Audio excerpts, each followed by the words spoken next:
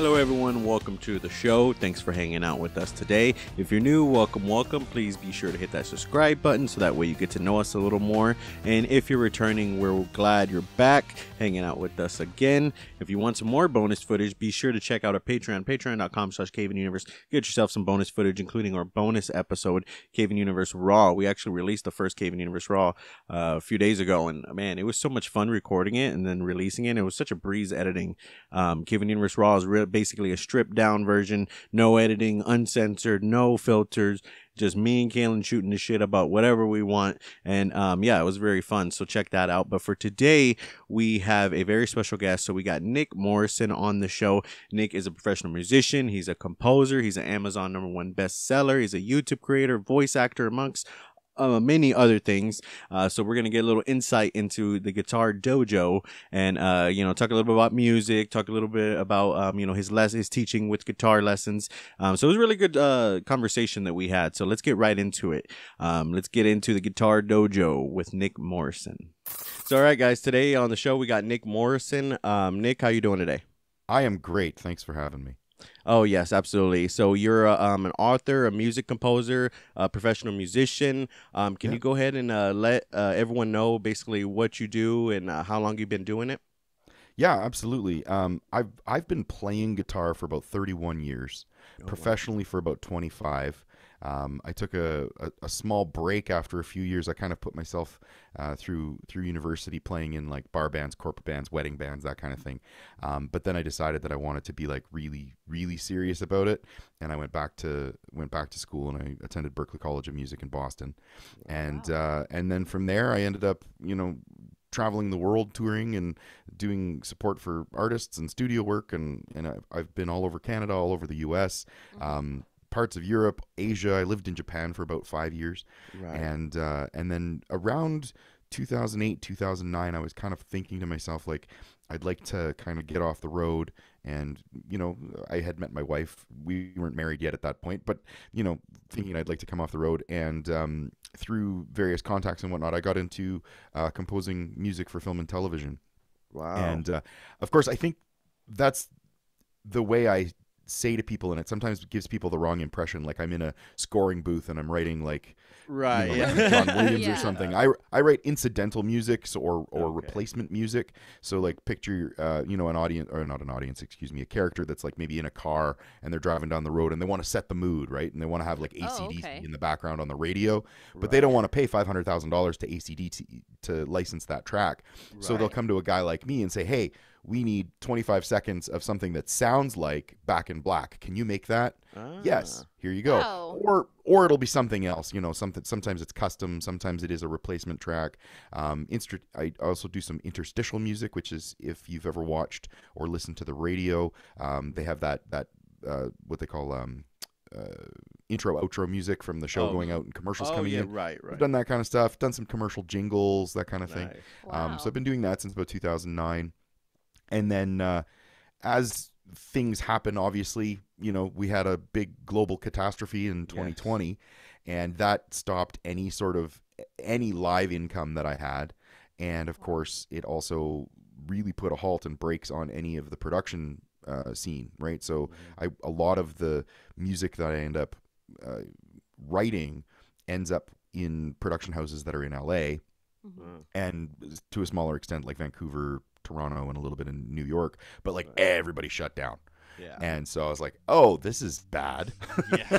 Oh man. Luckily I've been doing it for long enough that I've got residual income that comes in from, reruns and things like that. Right. But I'm not at the stage where, like, the guys that wrote the music for Friends, for example, like that's the dream. Oh, right? Yeah. those guys are millionaires, right? Like it's been translated into like 151 countries, and it's on all the time. Yeah. They're set for life. I don't have anything that big yet. One day, that's the right. Yeah, that's the goal.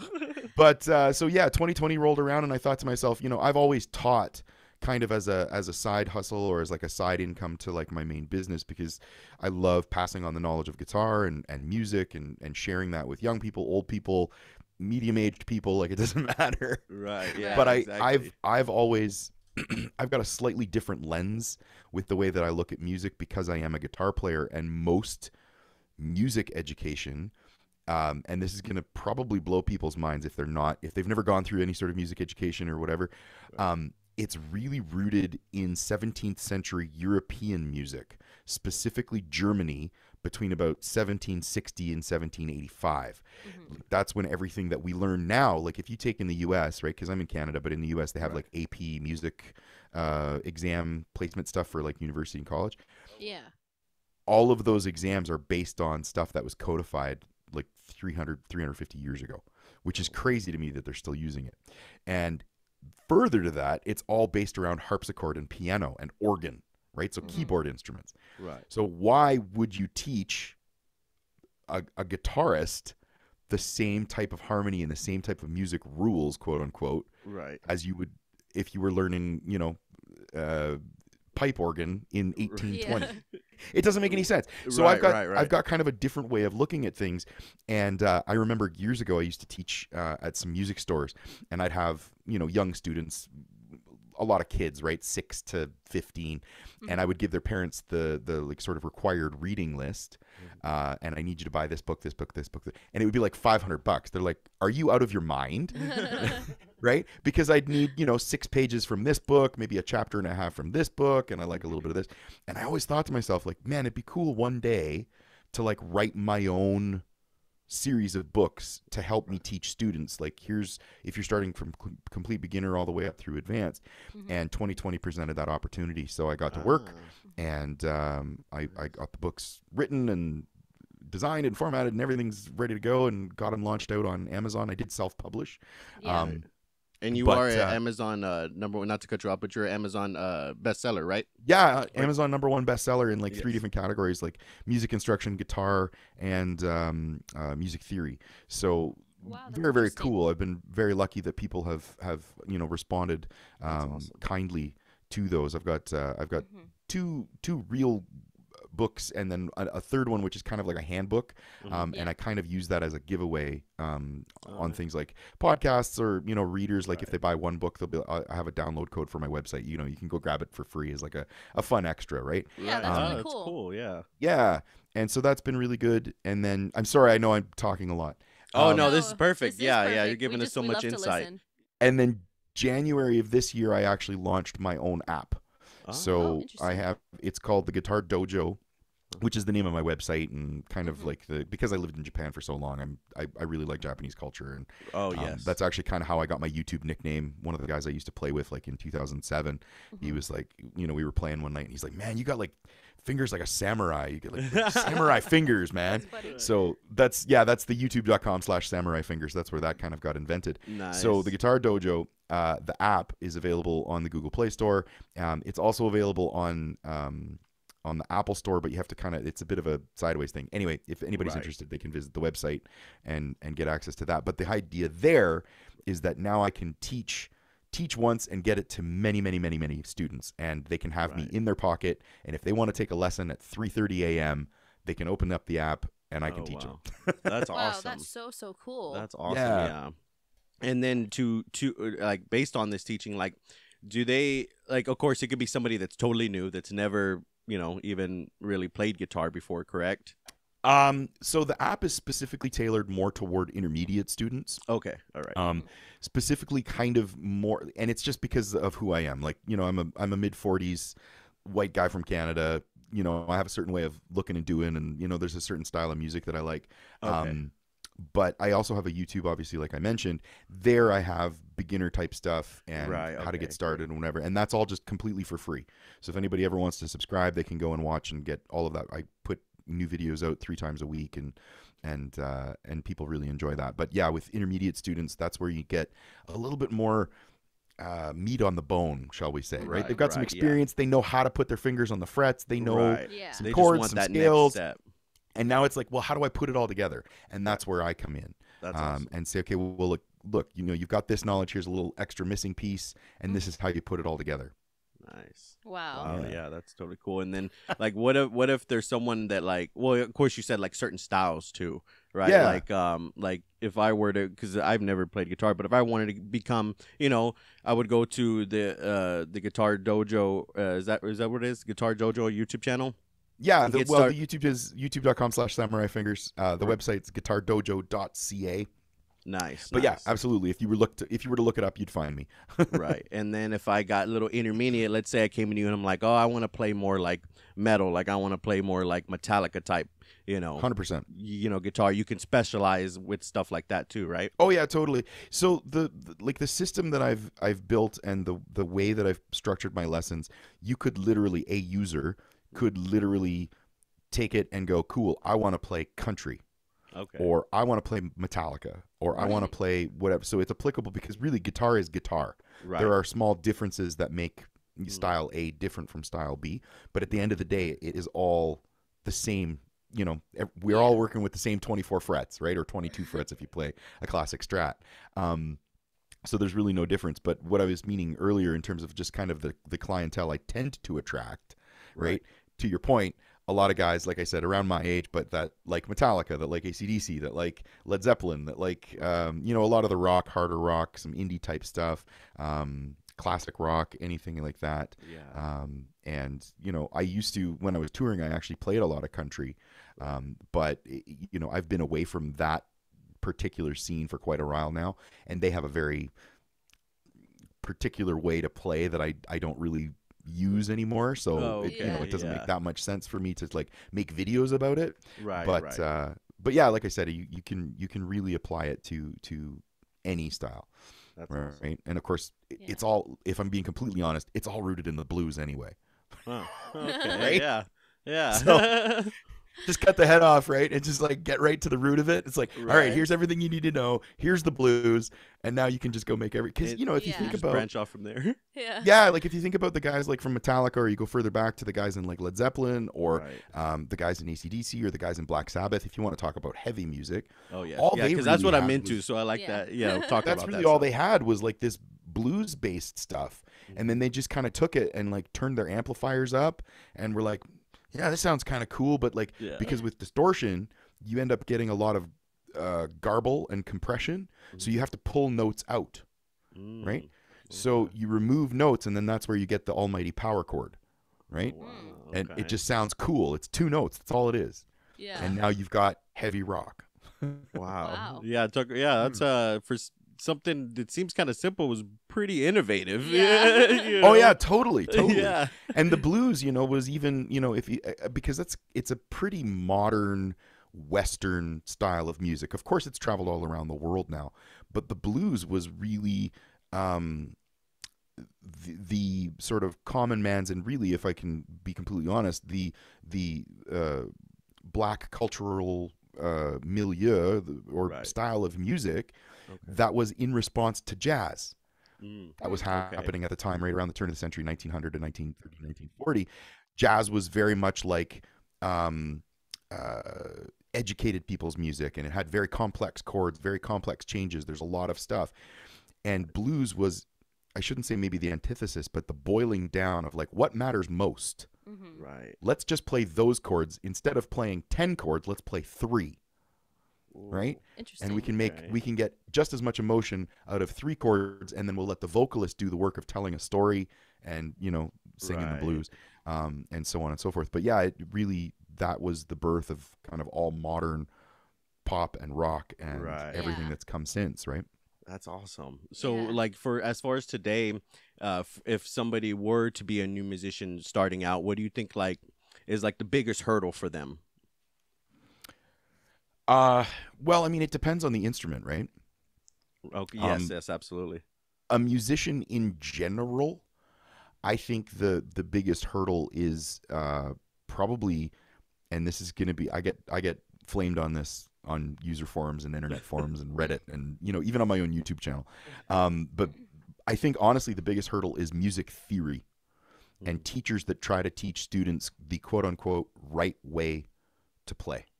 Oh, yes, yes. At the end of the day, music is art, and art is expression, right? There are rules that you need to learn, and there's certain ways, if you're playing guitar, you have to hold it this way, and you have to do this because otherwise it just doesn't sound good. But beyond that, let's get things that are useful and usable and fun for people to do, Absolutely. Right. So that's kind of my mission statement, is make music fun again. Yes, right? yes. So, and that's why I brought it up earlier, not to cut you off, but what I brought up earlier was the type of music that you like, and that really helps too when you're getting lessons from someone, because like I've took music classes at university, and they just like take something that intro music, like just getting into, and they take something that you're really interested and passionate about, or maybe want to learn, and then they just make it. I mean, the only way to describe it is just they make it so boring, that you're just not interested. Yeah, and so I look at it like, what I try to do is like, look, I've got the training, I've got the knowledge, I've got all the music theory, but let's pull out all the gobbledygook that people don't really understand, or that they're afraid of, or is complicated, because some of it is complicated. And let's just give you actionable steps that allows you to apply those things that you need. And then there's two types of players. There's two types of people, right? There's those that want to know music theory and want to know the rules and all of that stuff. Those people are going to go out and find it regardless, because you can get everything on the internet now, right? True. And you can buy books about everything. In one of my books, I've actually written a theory book for guitar players. It's the basic stuff, all the stuff that you need to know. But, you can go way, way, way beyond that. But those people are going to go find that regardless. Right. And then the other kind is the people that are like, I just want to have fun, man. I just want to get together in the garage with my buddies after work on a Friday or Thursday, right? Because Friday's usually date night with the wife, right? Yeah, or partner, I should say, whatever. Right.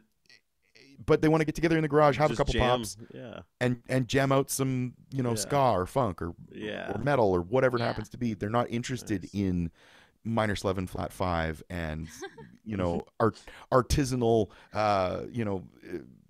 harmony bass lines and stuff. Right. Just want to play some power chords, man. Yeah. I know you mentioned that you lived in Japan, and I think it was about 5 years, right? Yep. That you were there, and how was how was it like living there compared to, I guess, Canada?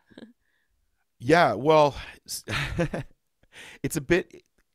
To put it really tritely, I always tell people it's a bit like living on Mars. Everything that you've heard about Japan is true, and nothing that you've heard about Japan is true. Huh? Interesting. They have it's a strange world of dichotomy. Like, things are super advanced. They've got robots and all these cool sensors. Like, you walk into a building, the doors open, the lights turn on, a robotic voice welcomes you, and you can ask it questions, and it will tell you, please go to department 6A on the 3rd floor, like, if you're looking for stuff. So advanced. But at the same time, when you make a purchase, you have to use cash. Now, keep in mind, I was there 10 years ago, so I'm sure things have changed a little bit. But, like, you have to pay cash, and then when you sign, you don't sign your name with a pen. You actually have to have a stamp that you use with red ink and stamp the paper, and they don't do copies, so you have to do you have to do it 3 times on 3 separate sheets of paper. Not necessarily for purchases, but like when you go to register for taxes at the local city office, like stuff like that, right? So they still use fax machines. Right? And they still have landline phones, they still use fax machines, and then they have robots. It's like, what? Wait, when you put it like that. But amazing food, wonderful culture, super friendly people. And it's interesting because I grew up in Canada, and Canada is a very, very different place than America. Now, right, being 2022, I think there's a lot more commonality than there was when I was growing up. Like, when I was growing up, I lived in small town Ontario, and you could drive across, 8, 10, 15, 20 hours to, get across Ontario. It's a pretty big province. And every time you'd stop in a small town or a village or a small city, it would be a new and interesting place. There would be different shops. There would be different things. There would be, a different music scene. There would be different people, and the dialects would be different. Regionally, maybe not so much, but certainly across Canada. Like, if you talk to, in the 70s and 80s, when you talked to somebody that was from the West Coast, they sounded like they were from the West Coast. And then if you talk to a Newfie, like they were a Newfie.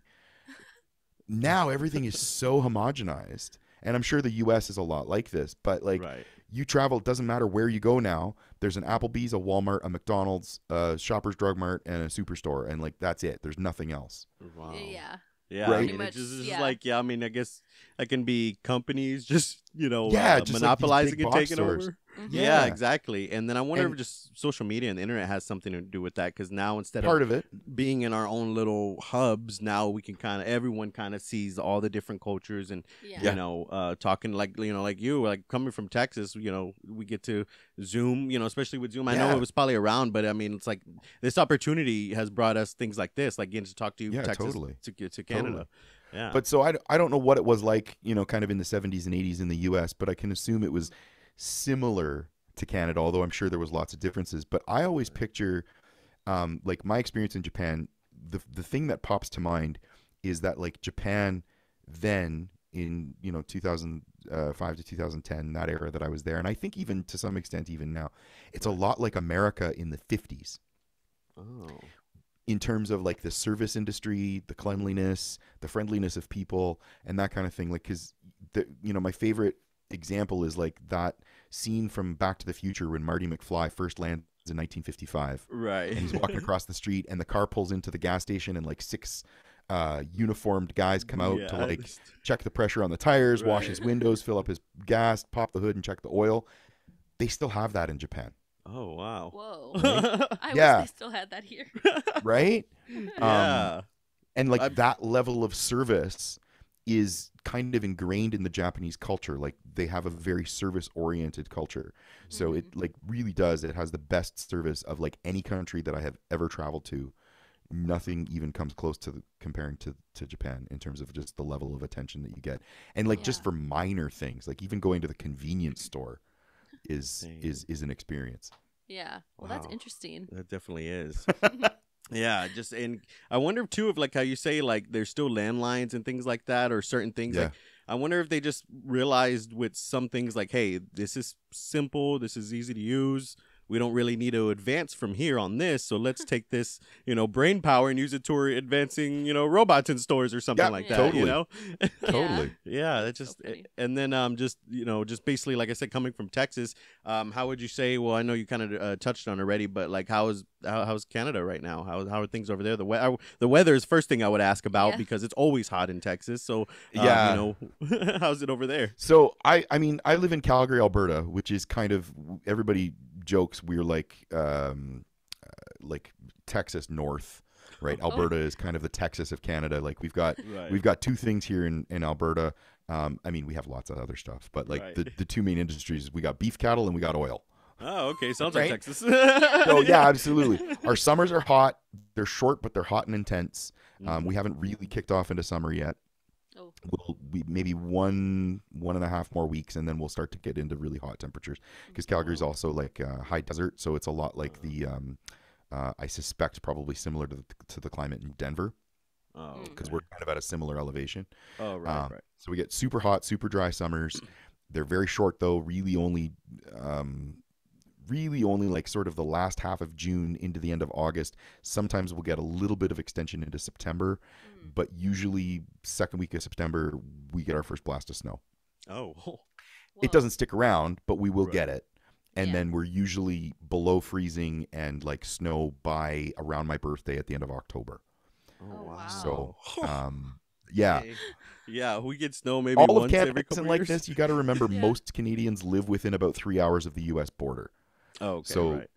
it's not that crazy for a lot of folks, but, kind of Calgary and north. Edmonton gets it way worse than we do.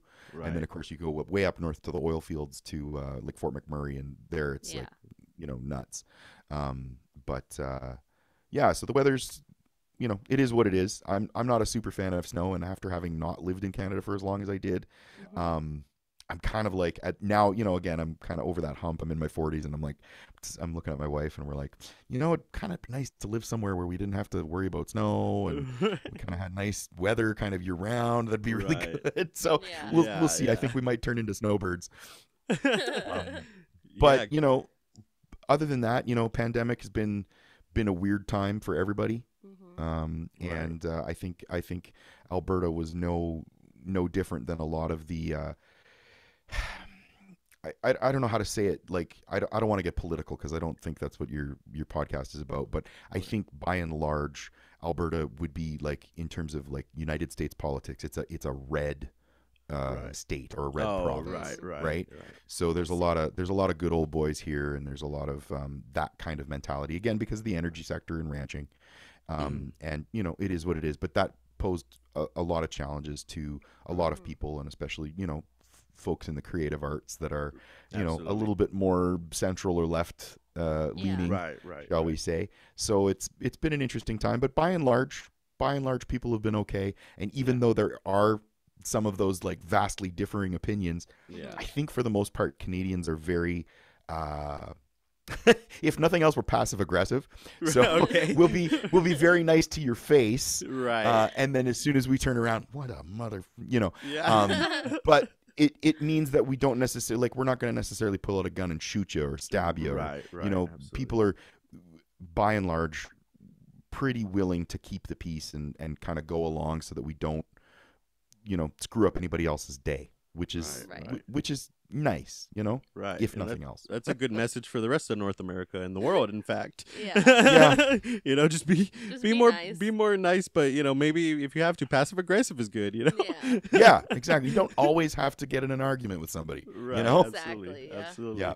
And I think that's a good rule for the internet in general, right? Yes, absolutely. A couple of years ago I had this dawn on me, and it's so funny, but like it was a quote, and I don't even remember who came up with it, but it was something to the effect of, just because you see an opinion online doesn't mean you need to voice your opinion in disagreement with it.